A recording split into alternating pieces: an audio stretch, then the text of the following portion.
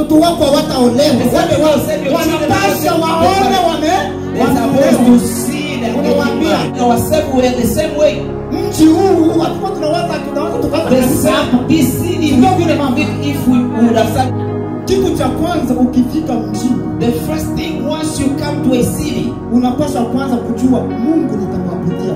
You have to know, where am I going to worship my God?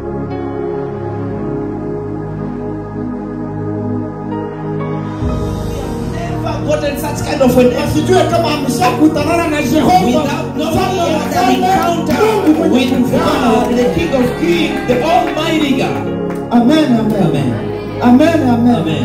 Mwambie jirani, nyamazisha roho, silence the spirit, roho ambayo inakuwinda toka utotoni, the spirit that is chasing you since your childhood up to now.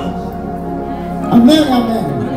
Na mimi niliona wakati tunacheza mpira ukaniongoza nikapiga pasi sawa. Uliniona wakati nilikuwa mrefu sawa. Uliniona wakati mimi nacheza tukapigana kwa masomo sawa. Uliniona wakati ulikuwa unanizidia akili kwa masomo sawa.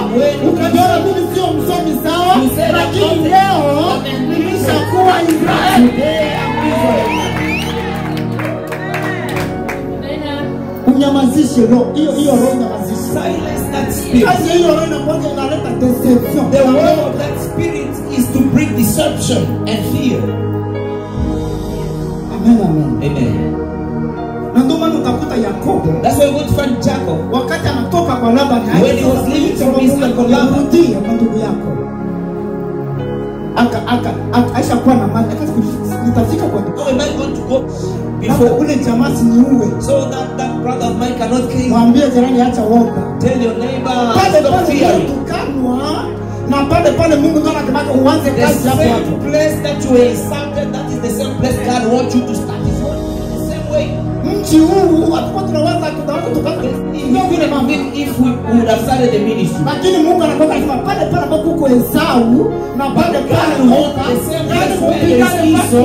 you have to fight face to face.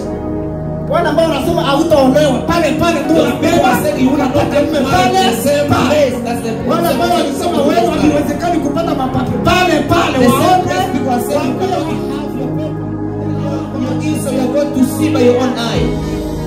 Wale ambao wanasema watoto wako hawataolewa, wale wanapaswa waone to see that huyu ndo bwana yake ya fulani. You are telling him this is the husband of so and so. Esau anaweza kuuliza au wote ndo wanani? So Esau is now asking, who are these? Wake na watoto Mungu alionibariki are my wives and the children God has blessed me with. Akajenga madhabahu ya Bwana. He built an altar for the Lord. Amen, amen, amen. Kitu cha kwanza ukifika mjini, the first thing once you come to a city, unapaswa kwanza kujua Mungu nitamwabudia. You have to know, where am I going to worship my God? Amen, amen, amen. So